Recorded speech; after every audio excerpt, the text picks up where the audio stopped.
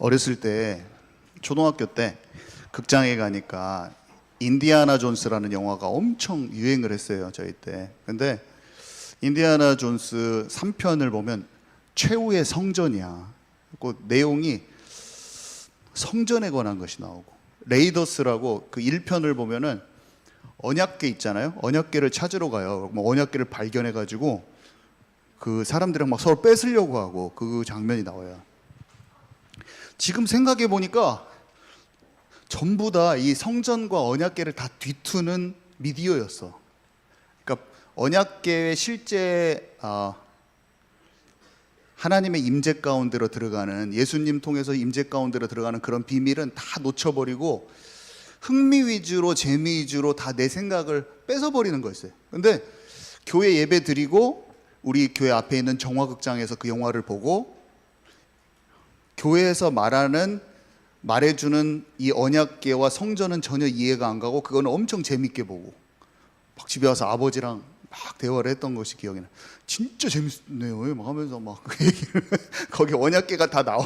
언약궤가 다 나오고 성배 막 다 그런 성경의 코드가 영화에 다 들어있었는데 전혀 몰랐어요. 그걸 지금 보니까, 지금 인디아나 존스 찾아보니까 언약궤 있잖아요. 그걸 갖다가 찾아가지고 그걸 들고 있는 게 사진에 딱 찍혀 있어요. 영화 사진 장면에. 내가 그걸 보고 와, 이건 나는 어려서 몰랐지. 완전히 모든 미디어가 이 복음의 핵심과 기독교의 핵심을 다 건드리면서 마음을 다 왜곡된 진리를 다 왜곡시키는구나. 그것을 요즘에 다시 한번 또 인디아나 존스 내용을 보면서 확인을 했는데요. 이 성전이 어마어마하게 성경의 핵심이거든요. 핵 중에 하나예요. 언약궤도 성경의 핵심 중에 하나고, 이것들을 우리가 성경을 꿰뚫는, 예수 그리스도로 성경을 꿰뚫려고 할 때 성전, 템플, 이 성전을 그냥 지나칠 수가 없고, 피제사를 그냥 지나칠 수가 없고, 지성소 안에 있는 언약궤를 그냥 지나칠 수가 없어요. 이거를 잘 알아야 돼요. 그 내용이 다 히브리서 내용이고 출애굽기에서 그 레위기의 제사들의 내용이고 전부 다 그 내용이에요. 근데 이 내용이 너무나 귀하고 중요하고 복음의 본질을 담고 있었는데 전혀 몰랐다는 거예요, 저는. 그래서 오늘 제가 다 알려드릴 수는 없지만 좀 아주 쉽게 큰 틀만 퉁퉁퉁 전해보겠습니다. 왜냐하면 우리 어린 친구들이 제가 여기 오늘 써놓은 걸 다 이해도 못해요. 그러니까 그냥 이거는 성경 구절은 어른들은 더 깊이 읽어보시고 제가 나중에 더 설명드릴 거고 아주 큼직큼직하게 설명을 드리겠습니다. 큼직큼직한 뼈대만 설명드리고, 그러면서 이런 소망을 갖고 들으세요. 이 성전에 흐르는, 성막에 흐르는 그 제사가, 그 성전이 다 이 교회인데, 지금 교회를 설명하고 우리의 예배를 설명하는 것이고 예수님에 대해서 다 설명하는데, 내가 이거를 진짜 이 소중한 가치 그대로 좀 알고 싶다, 그런 마음으로 듣고, 이게 이 세상의 어떤 지식보다 중요한 지식인데 나는 이 영적인 이 지식에 들어있는 하나님의 마음을 좀 알고 싶다라는 마음으로 듣고 성경도 더 깊이 읽으시고 하면은 그리스도의 이 보화를 여러분들이 다 발견할 수 있으실 겁니다. 네, 일단은요, 막 예루살렘 얘기가 막 나왔으니까 예루살렘 얘기부터 한번 시작을 해볼게요. 이스라엘의 수도가 예루살렘이에요. 이스라엘의 수도, 우리나라의 수도가 서울이듯이 우리 친구들한테 맞춰서 최대한 예루살렘을 저는 가고 싶어요. 코로나 되기 직전에 예루살렘 가고 싶었는데 못 가서 아쉬워 죽겠어요. 선교 외에 꼭 여행을 떠나고 싶어요. 이 예루살렘에 꼭 가고 싶어요. 왜 이 예루살렘에 꼭 가고 싶냐면, 예루살렘에 이렇게 성이 딱 있거든요. 여기에 다윗성도 있고요. 다윗 성 바로 뒤에 솔로몬이 지은 성전, 그 성전터도 있고요. 이 바로 앞에 감람산도 있고요. 여기가 예수님 죽으신 십자가 갈보리산도 있고요. 마가 다락방도 이 안에 있고요. 이게 다 시온산이고 감람산이고 갈보리산이고 여기 다 있어요. 안 가고 싶겠어요? 저는 가고 싶어요. 마가다락방이 옛날처럼 남아있지 않죠. 그래도 가고 싶어요. 그냥 그 자리를 가고 싶어요. 왜냐하면 하나님이 이스라엘 백성을 그곳에다 보내셨고 그곳이 교회가 탄생한 곳이요. 여기 성전산 있잖아요. 이게 모리아산이거든요. 모리아산. 모리아산은 아브라함이 이삭을 바친 곳이에요. 그 돌, 그 자리에 솔로몬 성전이 세워진 거예요. 그 자리가 성전산이라고 불러요. 템플 마운틴. 그러니까 이삭을 아브라함이 바친 그 자리가, 그 자리에 솔로몬 성전이 세워지고, 솔로몬 성전이 느부갓네살 바벨론 왕이 부셨을 때 나중에 그 자리에 사람들이 성전 재건한 그곳이요. 중축에서 나중에 예수님 당시에 헤롯 대왕이 예쁘게 미석으로 예쁘게 치장해서 크게 지었던 예수님 당시에 있던 그 곳이 그 자리예요. 그 헤롯 성전. 성전이 솔로몬 성전, 스룹바벨 성전, 헤롯 성전 그 같은 자리예요. 같은 자리 계속 증축이 됐고, 예수님 이후에 AD 70년에 디도 장군에 의해서 완전히 박살나고 황폐된 거기에 성벽만 남아 있잖아요. 지금 성벽 거기에 유대인들이 가서 막 기도하고, 트럼프가 가가지고 막 거기에다가 막 쪽지 써가지고 꼽아놓고 막 하잖아요. 여기 봐.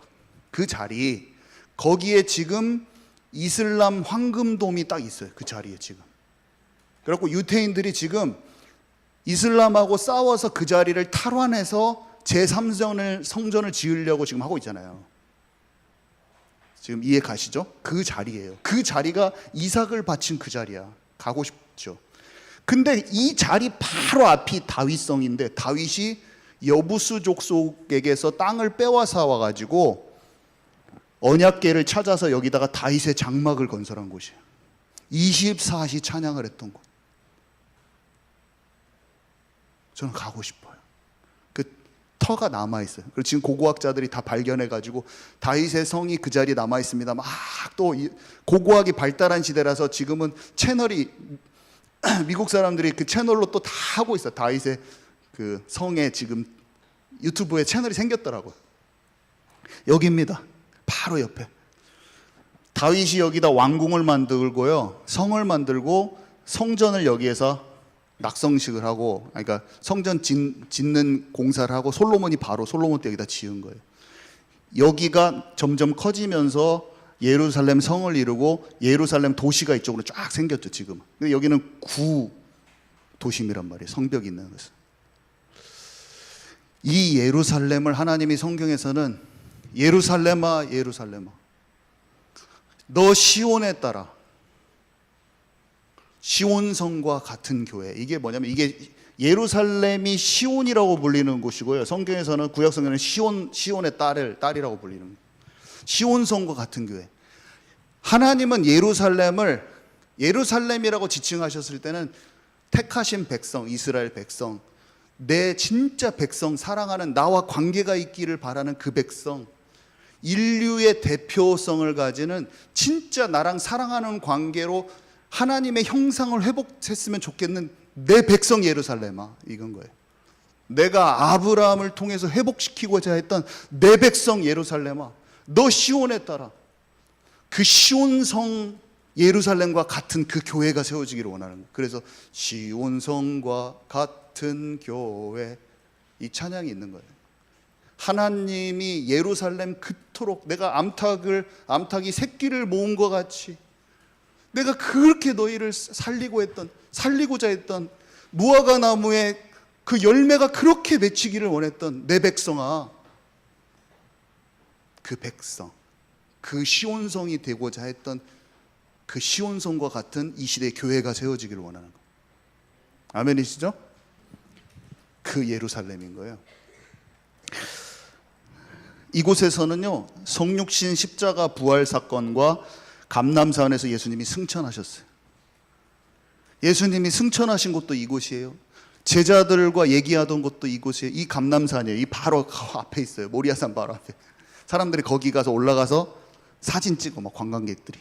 여기 예수님이 제자들하고 있었던 곳이다 하면서 막 그 도심을 찍는다고요. 저도 가고 싶은데 지금 들은 말을 얘기하는 거예요. 지금 안 가봤어. 가본 것 같이 얘기하네. 여기에서 사진 찍고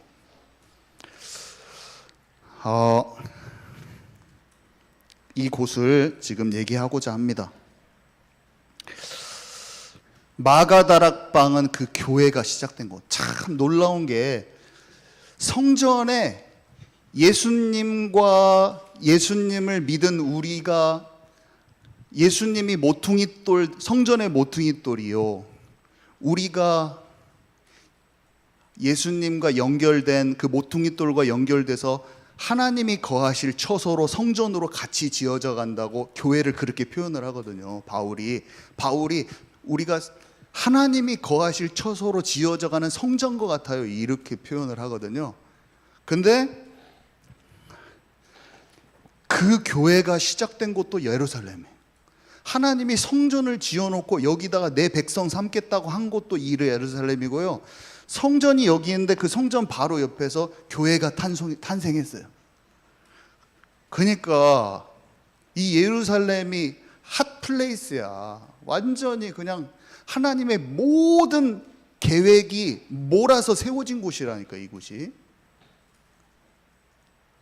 지금도 안 가고 싶으십니까? 가고 싶죠? 자, 가는 것보다 더 중요한 것은 우리가 하나님이 이 예루살렘을 통해서 우리에게 말씀하고 싶은 것을 알면 되겠죠.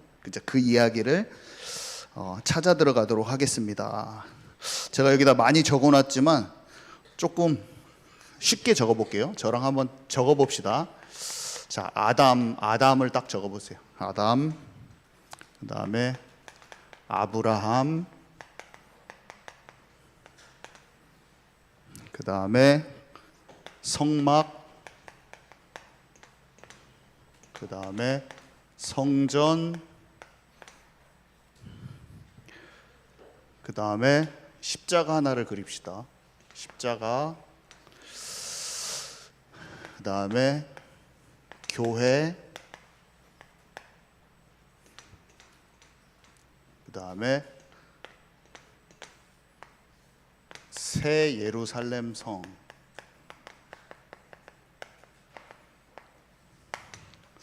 예수님이 재림하실 때 새 하늘과 새 땅이 있는데 오늘 읽은 구절에 새 예루살렘 성이잖아요. 근데 그것이 단장한 신부와 같더라. 단장한 신부는 우리를 뜻하거든요. 신랑 되신 주님과 단장한 신부 같은데 그 안에는 성전이 없으니, 성전은 우리 전능하신 하나님과 어린 양이 성전이시라. 단장한 신부와 하나님, 살아계신 하나님과 우리 어린 양 되신 주님이 이게 함께 돼서 예루살렘 성을 이루더라고요. 근데 이게 잘 보면은 교회예요. 성전이자 교회인 거예요. 우리하고 주님이 함께 된 게, 머리와 지체된 게 하나 된 게, 성삼위 하나님과 함께 돼서 백성들이 함께 하는 것, 그 자체가 주님이 원하시는 거거든요. 그게 천국이에요. 하나님 원하시는 백성들이 하나님과 함께 하는 것, 그 빛 가운데 함께 하는, 그게 천국이거든요. 그게 새 예루살렘 성인데 이것의 모델이 교회예요. 이 교회가 있기 전에 하나님이 성전을 통해서, 성막을 통해서, 그 전에 아브라함과 약속한 피제사를 통해서, 아담을 통해서 약속한 게 쫙 흘러 들어가서 여기 와 있는 거예요. 그래서 일단 아담에게 하나님은 여자의 후손을 약속해 주셨어요.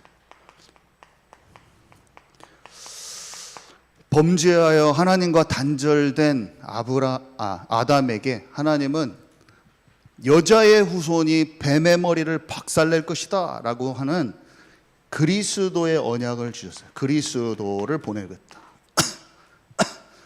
근데 이 그리스도를 보내겠다고 약속하신 하나님이 아브라함을 부르셨죠. 갈대아 우르, 우상숭배 지역에서 아브라함을 부르신 이유는 뭐냐? 아담에게 약속하신 그 언약을 성취하시기 위함이에요. 그래서 아브라함에게 약속을 주셨어요. 네 씨로 말미암아 천하 만민이 복을 얻을 것이다. 네 씨가 원수 대적의 성문을 차지하리라. 갈라디아서 3장 16절에 바울이 얘기해 줍니다. 아브라함에게 약속하신 그 씨는 여럿을 말하는 게 아니요 한 명을 말하니 곧 그리스도라. 그래서 아브라함에게 그 그리스도를 보내서 천하 만민이 복을 받는 거예요. 그러니까 천하 만민, 그리스도 통해서 마귀 권세가 깨어지고 전 세계에 복음이 전파되고 구원의 축복을 누리게 되는 것을 알려주셨죠. 그래서 그리고 또 말해요. 네가 그 땅에 가야 돼. 그 땅은 가나안 7족속의 땅인데, 가나안 땅인데 그곳이 이스라엘이요, 이스라엘의 한 복판이 예루살렘인 것입니다. 그래서 가나안 땅이 이스라엘이에요. 가나안 족속들이 살고 있던 그 땅이 이스라엘이에요. 그래서 하나님이 그 땅에 내가 보내겠다고 하셨어요. 그 땅은 다름 아닌 그리스도가 오셔서 성육신, 십자가, 부활, 승천 사건이 있을 그곳이에요. 하나님이 그리스도를 보내셔 그리스도의 직분을 이루기 위한 그곳이에요. 내가 다 이루었다. 그곳에다가 보내신 거예요.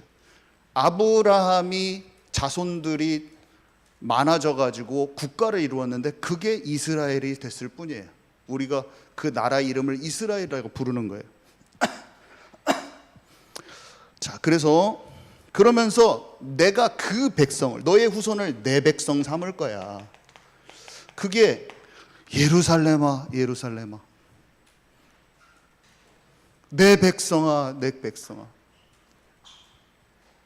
내가 새 영을, 우슬초로 너희를 정결케 할 것이요 새 영을 너희에게 부어 굳은 살을 제거하고 너희를 내가 내 백성 삼을 것이다. 너희는 나를 아버지라 부르고 나는 너를 내 자녀라고 부를 것이다.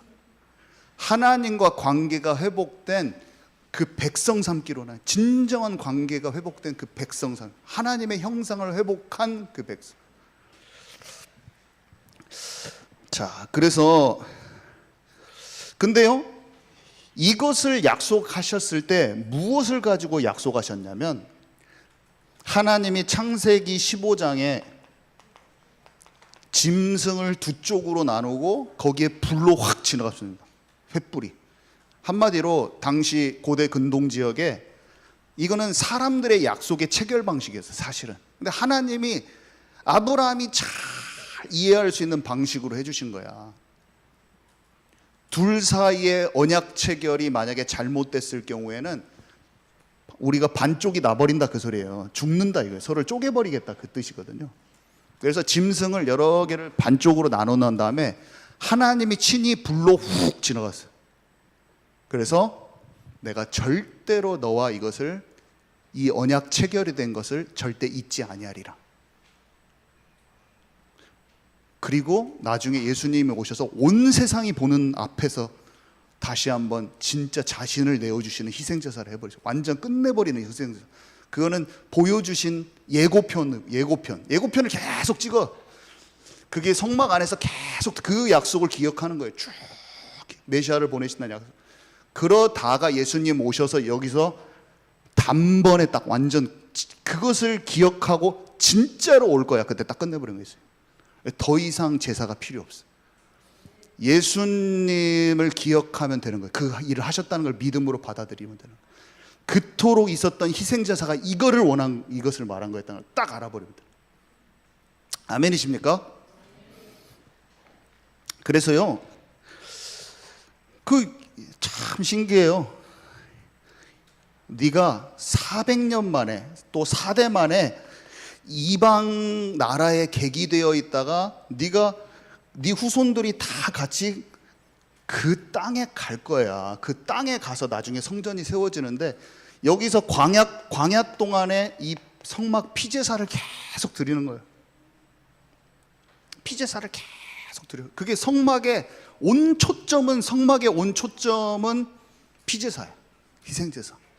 이 약속을 기억하는 피제사. 아담에게 주셨던 그 약속을 기억하는 피제사. 아브라함에게 주셨던 그 약속을 기억하는 그 피제사. 그래서 사람 제사장이요, 어린 양을 딱 잡아요. 그리고 이렇게 성막하고 성전은 구조가 똑같아요. 성막은 여기가 울타리로 돼 있고 성전은 벽으로 돼 있겠죠. 건물로 됐으니까. 이 안에 건물이 딱 있어요. 여기 문이 있겠죠.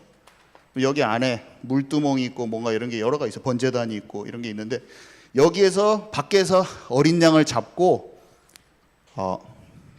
제사장이 이 안에 있는 건물, 성막은 천으로 돼 있고 성전은 이제 건물로 돼 있는데, 여기 성소에 들어가고 여기 안에 지성소가 있는데, 지성소 안에 언약궤가 있어요. 언약궤 안에는 법궤랑 십계명 돌판이랑 만나 담은 항아리랑 아론의 쌍난 지팡이 그래서 들어 있어요. 근데 이 법궤 위에 법궤가 있으면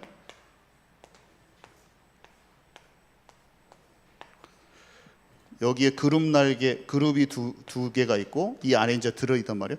여기 안에 제사장이 딱 가서 향을 피워 놓고 있으면 실제로 이 위에 하나님이 임재를 하셨어요. 실제로 임재를 하셨어요. 그래서 그곳에서 대제사장이 들어가면, 모세가 들어가면 하나님과 대화를 하는 장면이 나와요. 성경에 보면. 거기에서 대화를 하는 거예요. 대제사장이 어린 양의 피, 속죄 제물을 가지고 그 지성소 안에 있는 언약궤로 들어갑니다. 지성소라는 것은 하나님을 만나러 가는 곳이에요. 하나님 앞에 갔을 때 어린 양의 피가 없으면 사람은 죽어요. 이것을 이 부분이 뜰이라고 볼 수가 있어요. 뜰. 제사장만 여기 안에 들어가니까 이 뜰에 애들도 들어와요. 이스라엘 백성도 들어올 수가 있어요. 여자들도 들어올 수 있어요. 심지어는 사실은 이방인도 들어올 수 있어요. 사실은. 그래서 이 제사장이 드리는 그 제사, 예배의 의미를 제대로 알고 참여해야 돼요. 제사라는 것은 몰뚱몰뚱 보는 게 아니라 이 아담에게 약속한 거 이것들을 다 알고 나도 피 발라야지 들어가지. 하나님 만나지. 같이. 그거예요.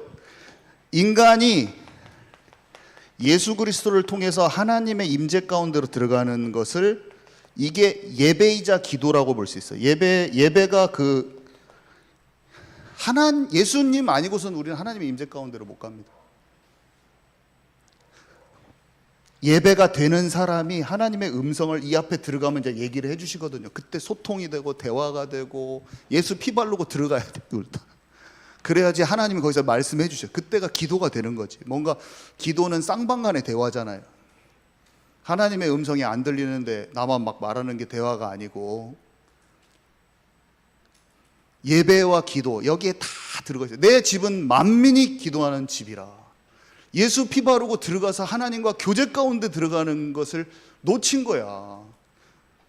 예배도 놓치고 기도도 놓치고 여기서 뜰에서 엉뚱한 일을 해버린 거예요. 장사하고 자기 유익을 따라서 대제사장들이 움직이고 헌금 가지고 장난치고 회막에 있는 여자들하고 여자 성적인 문제 일어나고 막 하는 거예요. 제사장들이 그런 일들을 해버렸어요. 그런데 그 제사장들은 자기가 먼저 황소를 딱 드림으로 피제사를, 자기를 위한 제사를 드리고, 오직 그리스도가 아니면 안 되는 나를 사람들 앞에서 거드름 피우고 나는 잘났소, 나는 당신들보다 잘난 자요가 아니라 내가 처절하게 그리스도가 필요합니다를 만천하에 나를 위한 제사가 필요하고 들어가서 하나님과 교제하고 그 희생 제사에 다른 사람을 초청하는 거예요. 여러분, 우리는 그리스도가 아니면 안 됩니다. 그것을 다 예배를 드리는 거예요.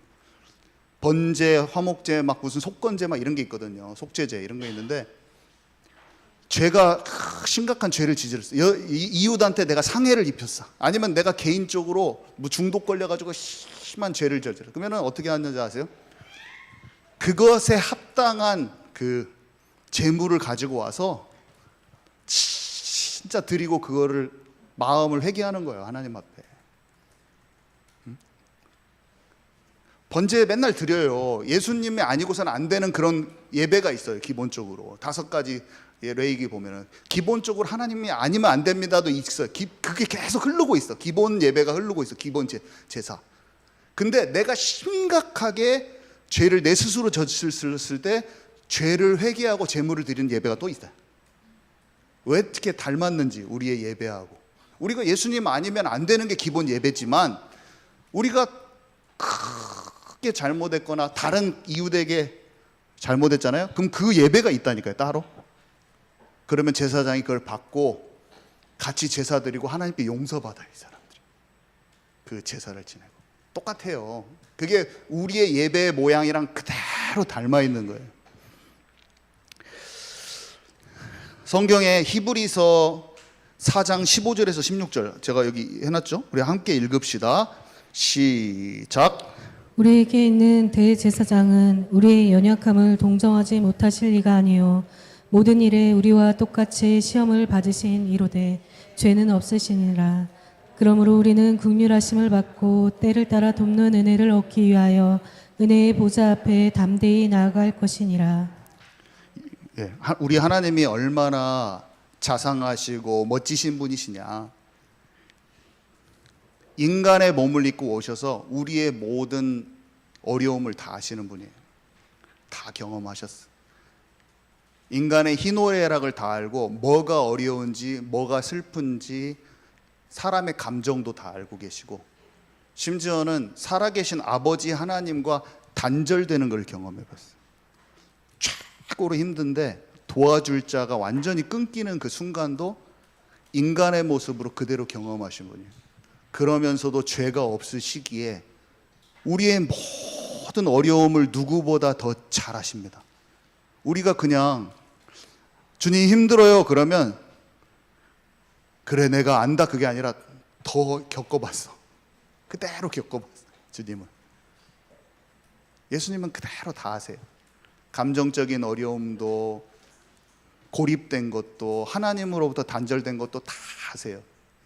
우리의 마음을 그대로 아시고 그러면서도 죄가 없으시기에 우리에게 생명을 주실 수 있으시고 치유하실 수 있으시고 모든 것을 회복시킬 수 있는 그 권세를 가지신 분이신 것을 아시기 바랍니다. 그래서 성경이 뭐라고 말하냐? 날마다 은혜의 보좌 앞에 그분을 힘입어서 나오라는 거예요. 날마다. 왜 날마다 할까요? 저는 내가 딱 봐도 내 마음이 항상 주님과 연결이 안 돼 있어요. 예수님 믿었다고 그게 되는 사람은 한 명도 없어요. 용서를 많이 받아보고 예수 피 바르고 주님 오직 예수님이 아니면 안 됩니다라고 끝까지 그렇게 은혜의 보좌 앞에 피 바르고 이 안으로 들어가는 사람이 더 치유도 빨리 되고 다른 사람도 더 용서를 잘할 수 있는 사람으로 바뀌게 됩니다. 그래서 우리는 앞뒤 잴 게 없어요. 자꾸 내 자신을 지키려고 하는 게 아니라 그냥 무조건 내 발 씻어 주세요. 너희는 전신을 목욕하였으니 발을 씻겨달라고 해라. 베드로가 아닙니다 주님 제가 씻겨드릴게요. 저 발 안 씻어도 돼. 내가 네 발을 씻겨주지 아니하면 너와 내가 관계가 없느니라. 하나님 저 사람이 나한테 잘못을 일으켰는데 어떻게 용서해 줄까요? 70번에 7번 용서해 주신다는 말은 7이 완전수거든요. 7일 창조, 심판도 7번, 여리고도 7번 돌고 완전수, 영원한 속죄를 뜻하는데 네가 용서해 주란 말이 아니라 내가 그렇게 용서해 주겠다는 말하고 똑같아요. 내가 너를 그렇게 용서해 주신다는 거예요. 네가 그렇게 용서해. 주기도문에 보면 나오잖아요. 내가 저를 용서한 것처럼 나를 용서해 달라고 기도하라고 그랬잖아요. 영원한 속죄입니다. 영원한 속죄. 십자가의 은혜를 헛되이 여기지만 않는 마음으로 그게 최고 중요해. 완고하지 않는 그 마음이라고 제가 맨날 말하잖아요. 실수가 있고 허물이 있는 것은 가지고 나가면 돼요. 근데 사람이 오래 신앙생활하면 어느 순간 내가 안 가지고 나가. 이상하게 그렇게 되기가 쉬워요. 갑자기 그때부터는 나를 의지하는 거예요. 네가 성령으로 시작했다 육체로 마감하겠냐? 그게 그런 말이에요. 어느 순간 내가 내 자존심을 피워. 그토록 예수 그리스도를 말하고 주님 앞에 섰던 내가 어느 날 자존심을 비우는 거야. 자기 거를 가지고 안 나가는 거예요. 하나님께 안 가. 갑자기 자기를 지키기 시작해. 이것같이 무서운 게 없습니다. 그리고 죄를 지적하는 사람이랑 싸워. 우리는 예수님 만나는 그날까지 오직 예수 그리스도를 붙들고 내 죄와 허물이 드러나는 걸 부끄러워하지 말고 하나님께 가면 그 사람이 더 온전케 돼요. 아멘이십니까? 부끄러움 없이 주님께 발 씻겨달라고 하고 용서를 구하고 주님만으로만 내가 된다는 것을 고백하는 저와 여러분 되기 바랍니다. 그러면 자유가 와요. 자유가. 저는 최고 마음이 답답할 때도 있고 막 찌꺼기 같은 게 있을 때가 있어요. 그러면은 기도 속에 들어갈 때 은혜의 보좌 앞으로 가는 기도를 합니다. 그러면 나의 연약함과 나의 괴로움이 실제로 벗어져요. 내가 내 자신의 그런 양심에 찔리는 죄책감을 주님께서 다 맡기기 때문에 내 마음이 괜찮고, 다른 사람의 판단이나 막 이런 게 사람들 아무것도 아닌 걸 듣고 내가 마음이 좀 상할 때가 있잖아요. 근데 내 자신을 하나님께 진짜 나는 안 됩니다 고백하면 내 자신에 대한 죄책감과 내 양심에 꺼리끼는 게 주님으로 말미암아 그게 풀어져요. 상대방이 나를 판단하는 것도 마찬가지예요. 다른 사람이 나를 판단하고 괴롭히는 것에 대한 꼬리에 꼬리를 무는 생각이 그게 없어져요. 이상하게 나는 다른 때는 안식이 안 오는데 주님께 나를 딱 맡길 때만 안식이 오더라고. 제가 이거 처음 예수님 믿었을 때 처음 경험했는데 왜 이렇게 마음에 쉼이 오는지. 제가 막 그 중학교 때랑 잘못한 게 아무도 모르게 잘못한 게 항상 그런 꼭 말 못하는 막 심각하게 컨닝하고 막 그런 게 죄책감 이상이 그런 게 막 계속 남아 있더라고. 그게 안 없어지고 본질적으로 주님 앞에 뭐 불완전한 나, 주님으로만 나를 이렇게 할 수 있는 그것이 딱 믿어지는 순간 평안이 오더라고. 이것을 하루도 걸을 수가 없어요. 은혜의 보좌 앞으로 진정한 평안 속으로 들어가는 저와 여러분 되기 바랍니다. 우리는 얼마나 좋은지요 이게. 자, 그래서 이 뜰에서 이제 놓쳤어요. 뜰에서 이 성전, 예수님이 이제 성전, 이게 성막을 이제 돌아다니니까 막 폈다가 텐트 쳤다가 폈다가 막 이렇게 하다가 이제 가나안 땅에 가니까 그 다윗이 여기 성을 딱 뺏은 다음에 여기에다가 지어버려야겠다고 생각을 딱 하고 아들을 통해서 성전 다 준비 작업 다윗이 다 한 다음에 솔로몬이 딱 짓잖아요. 솔로몬 성전을. 이 성전, 그 성전이 한번 파괴됐다가 다시 재건해서 그걸 증축한 게 예수님 당시에 헤롯 성전이었죠. 엄청 예쁘고 좋아가지고 사람들이 6월절이 되면은 막 흩어져 있는 디아스포라 유대인들이 양을 집에서 다 갖고 와, 새끼 양 막 그래가지고 하루에 제사를 드리면은 수만 마리가 완전히 피 비린내가 진동하는 피 제사가 그 성전에서 드려지는 거예요. 막 그 껍데기 가지고 막 여관비로 내고 그랬대요. 그러면 그냥 그 며칠 동안 계속 피 제사가 그냥 6월절 기간 동안 어마어마하게 드려지는데, 거기에서 대제사장 안나스와 가야바가 상인들하고 결탁해가지고 돈을 다 자기 유익 이렇게 다 해가지고, 그리고 이 사람들은 예수님을 못 알아봐. 완전 종교적이야. 지식적, 관념적. 만민이 예수님이 다 엎어버리잖아요. 내 집은 만민이 기도하는 집이라. 이런 예배도 기도도 본질이 다 깨져 있고 아무도 그 예배가 형식이야. 다 양은 잡는데 사람들이 그리스도를 모르고 예수님을 못 알아보고, 예수님은 십자가에 못 박아버리잖아요. 성전이 여기에 있는데 예수님 옆에다 못 박아버려요. 언제? 6월절 날. 여기에서 양을 그렇게 잡으면서 예수님 여기다 못 박아버려요. 어마어마한 일이죠. 그 일을 해버리는 거예요. 그러면서 예수를 못 박아라, 못 박아라. 핏값은 내 후대에게 돌려라. 막 하면서 예수님 죽여버리는 거예요. 바라바를 살려주고 예수님을 죽여라. 죄인을 살려주고 예수님 죽여라. 저가 신성 모독죄야. 하나님을 모독하는 자다. 저를 죽여라, 죽여라 해가지고 예수님 죽이는 거죠. 예수님이 모세의 율법하고 다른 것처럼 쓰는 거예요. 용어를 다른 걸 쓰는 거예요. 예수님이 살인하지 말라고 그랬는데 예수님은 미워하지 말라. 살인이라는 단어를 써야 되는데 예수님은 미워함이라는 단어를 써줘요. 너무 마음에 안 드네. 우리가 존경하는 모세가 쓰던 말을 안 써줘.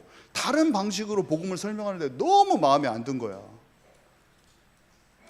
사람의 전통.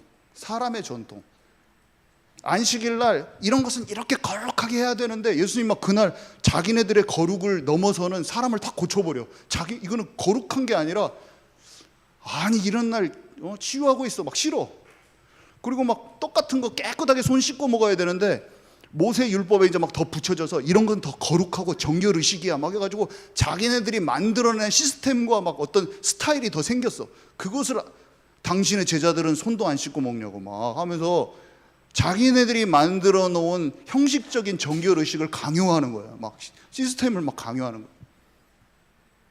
이런 게 뭐하고 비슷하냐면요, 제가 어떤 어린아이가 있었어요. 이 어린아이가 노래는 못 불러. 근데 찬양을 너무 좋아하는 거야. 실제로 있는 얘기예요.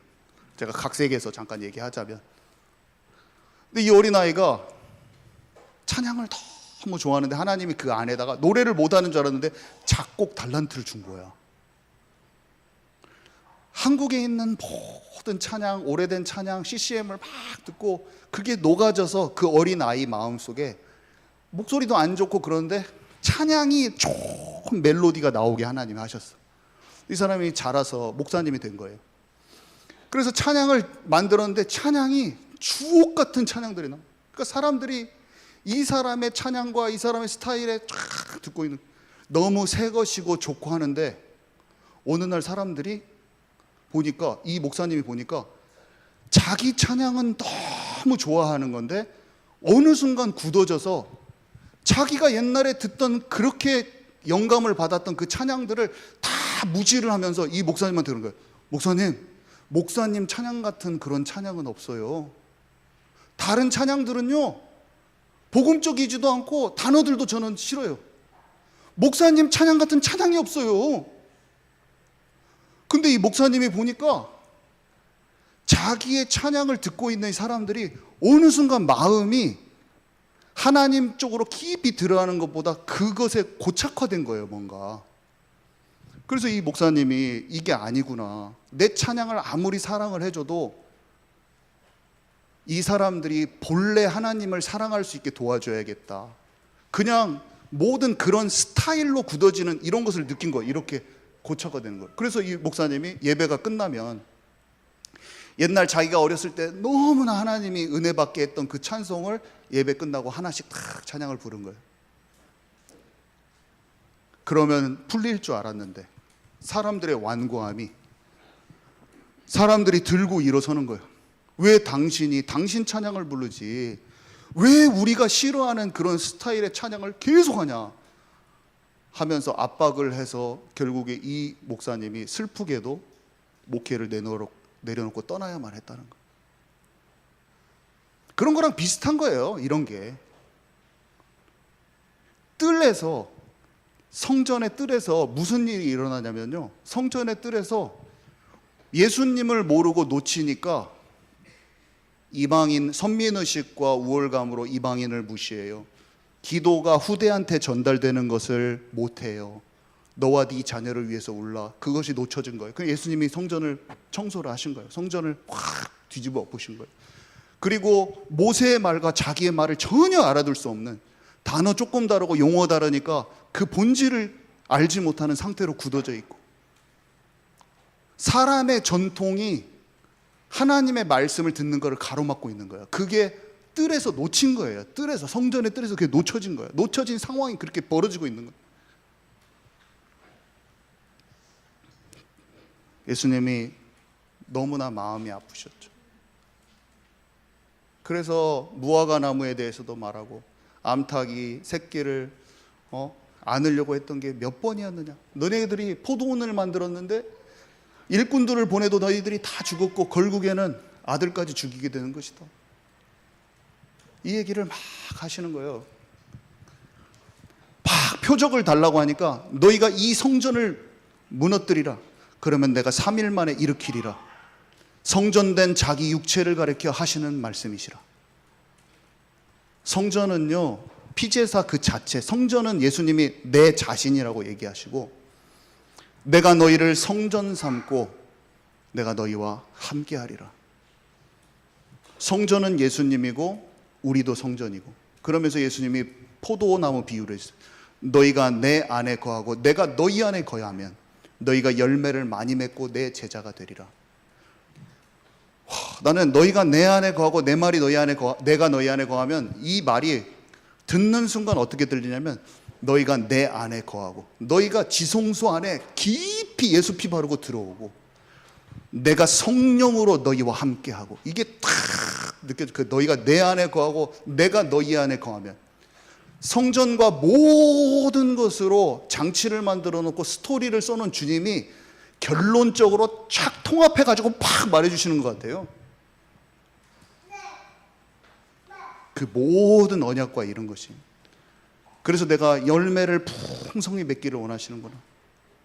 겨자씨 같은 생명이 들어가면 나무가 아름드리 나무가 되고 크게 자라서 새들이 깃드는 그런 나무가 되도록 나를 크게 하시겠구나. 입을 크게 열라 내가 채우리라. 하나님 나라의 모든 것을 얻게 하옵소서. 모든 것을 소유한 자가 되게 하옵소서. 하나님의 아버지를 진짜 풍성히 알기를 원합니다. 막 기도가 막 나오는 거예요.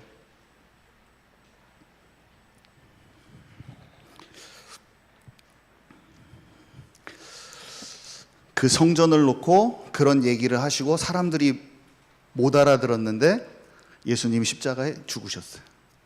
제자들이 다 못 알아듣고, 요한하고 마리아 정도만 알아듣고, 다 못 알아듣고. 근데 예수님이 무덤에 계셨다가 부활하셔서 40일 동안 같이 나누시고 승천하셨어요. 그리고 이 모든 것을 이해한 사람들이 이제 진짜 오로지 기도에 힘쓰니라. 그랬더니 하나님께서 진짜 약속하신 그리스도로 말미암아 진짜 그 백성들이 일어났어요. 그 백성들, 진짜 하나님이 원했던 예루살렘아 시온아 부를 수 있는 사람들이 쫙 나타나면서 본래 말씀 그대로 온천하 만민이 복을 얻으리라. 대적의 성문을 차지하리라. 그게 예루살렘부터 온 유대와 사마리아 땅끝까지 퍼쳐나가기 시작한 거예요. 쫙 본래 말씀하셨던 대로. 그래서 그 교회가 지금 전진하고 확산되고 있는 상황에서 우리가 여기에 있는데, 주님이 오셔요. 근데 그 예루살렘, 그렇게 말씀하셨던 그 예루살렘을 천국 백성, 천국 자체가 새 예루살렘 성이야. 이름이 이 땅에 있는 것은 하늘의 모형이라. 우리가 그 형상으로 그 새 예루살렘 성이 되는 거예요. 본래 주님이 말했던 진짜 관계에 있는 자로 그 백성이 되는 거예요.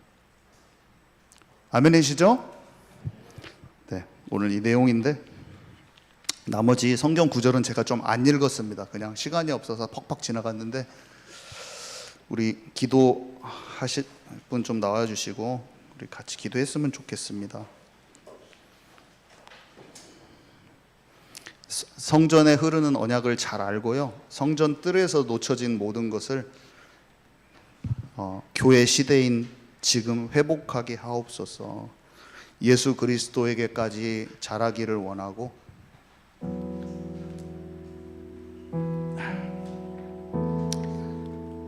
단장한 그 신부가 되기를 원합니다.